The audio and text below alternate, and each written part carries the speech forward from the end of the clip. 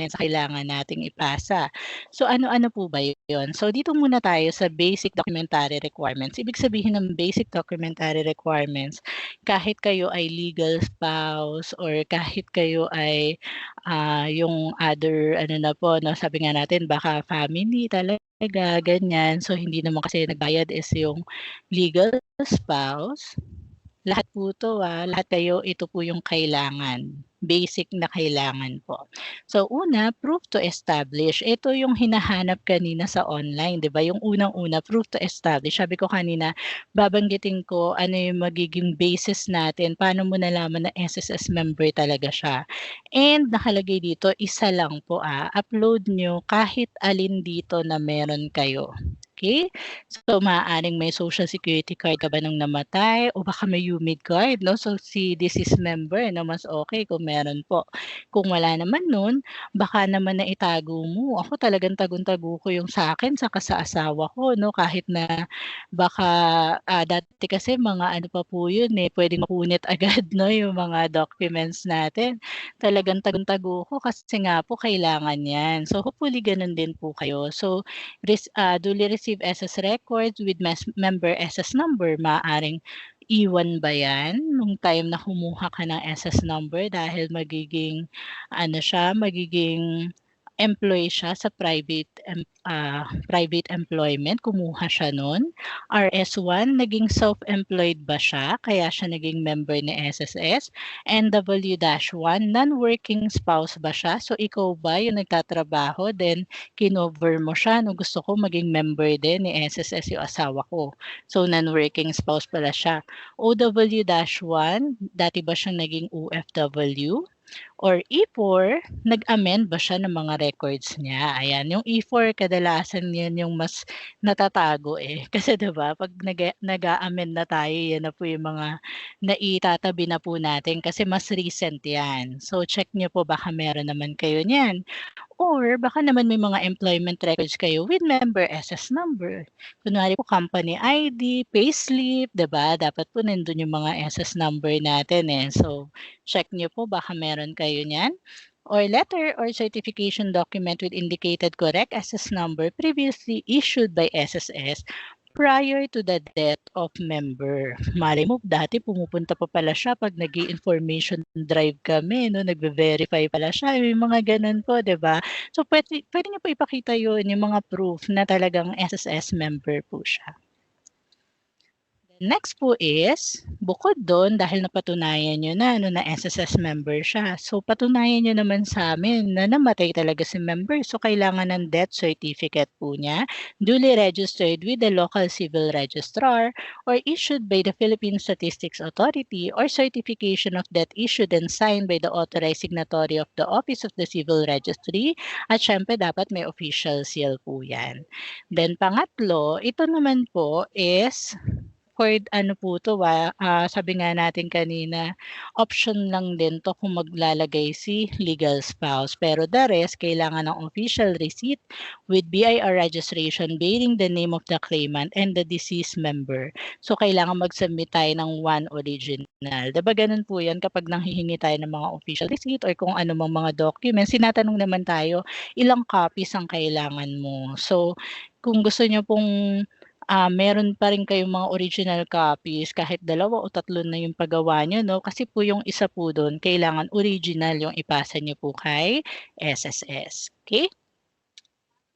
So next po, dahil meron na siya no'n, yung basic documentary requirements po natin 'no. Kung ang magfa-file po, bukod do'n sa mga binanggit kong documentary requirements, at kung ang magfa-file po is surviving legal spouse, ang kailangan na lang po niyang ipakita in lieu of OR, official receipt po 'no. So marriage certificate issued by any of the following authorities, kasi sabi niya married sila. So anong proof niya? Meron ba siyang local civil civil register or municipal civil register marriage certificate? May galing kaya sa Philippine Statistics Authority o yung dating NSO na alam po natin? Foreign Vital Statistic Office with English translation if married abroad. So, yan yung takot kasi nung iba eh. Paano ma'am kung sa ibang lugar, sa ibang bansa, 'di ba, nung ikasal, ganyan, o kaya pinanganak, yan yung mga question eh, mga birth certificate, marriage contract. Don't you worry po, provided may English translation na iintindihan naman natin, no? So, pwede po yun.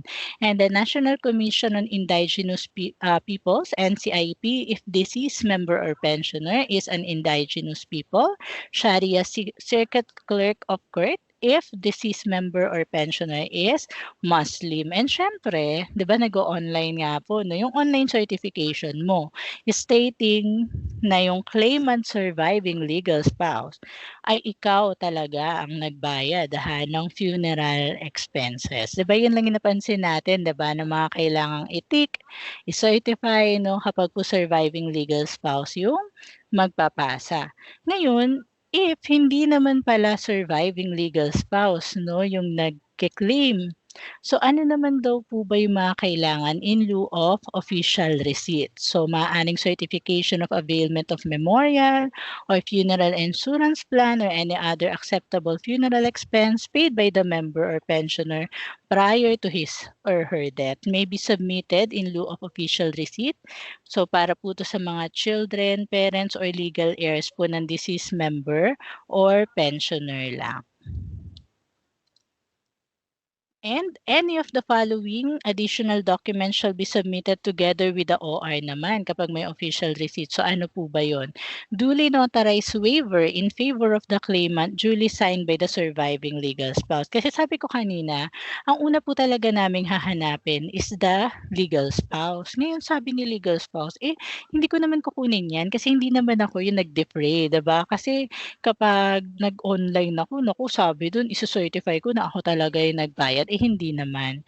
So, ang kailangan po niyang gawin is duly notarized waiver. Magpapanotarize po ng waiver niya na sinasabi niyang hindi ako ang nagbayad niyan. So, kung sino man yung nakapangalan dito sa resibong to, siya yung magke-claim, ganyan, ng benefit na yan. Ngayon, if in case naman, di ba sabi ko kanina, what if unlocated na, 'di ba, si legal spouse o kaya naman hindi kami maayos ma'am kasi si number 2, 3, 4 ako ganyan. So natatakot ako magpakita kay legal spouse. So instead po ng waiver, kailangan lang po ng duly notarized affidavit as attested by two disinterested person stating na yung surviving legal spouse is hindi siya yung nagbayad no ng funeral expenses at hindi na rin siya malocate. Kaya po kami na yung nagfa-file. Kasi kami naman po talaga yung nagbayad, ganon.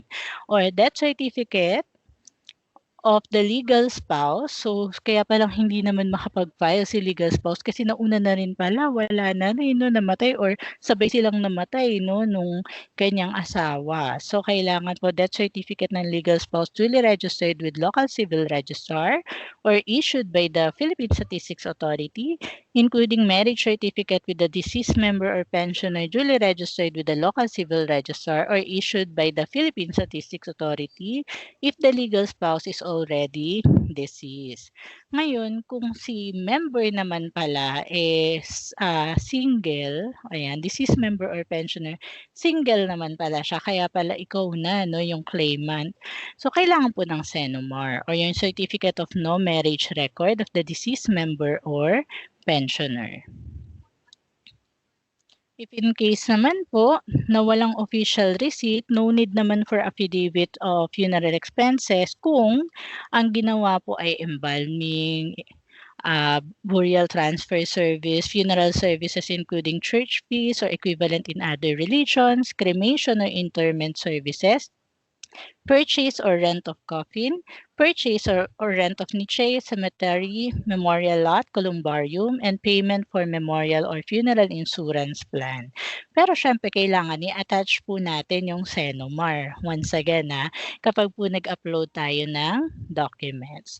So paano naman po ba yung payment nitong ating funeral benefit? So, una namin syempre na babayaran dyan is yung claimant who will first file a claim claim and complies with all the requirements, okay, as enumerated sa guidelines and other applicable policies, no, shall be paid the funeral benefits. Pero kunwari nagkasabay, no, dalawa yung claimant na nag-file kasi siguro dahil wala yung surviving spouse, nagtulong-tulong sila, no, para po magbayad. So simultaneously, nag-file po sila for the funeral benefit, magiging prorated na yung pagbabayad po sa kanila. Pero if in case kunyari may natira pa, 'di ba? Kasi sabi ko kanina, kung at least 36 months yung naihulog ni member at baka mamaya malalaki yung mga hulog niya, no? So parang mga 20K lang yung nailabas o 30K lang tapos pwede pala siya sana for 50,000 or 60,000, no? So may remaining pa pala, may balance pa for the funeral benefit due after na binayaran yung first claimant. So kung may magfa-file pang other claimants, mababayaran pa rin siya pero hindi na mag-e-exceed do'n sa remaining balance.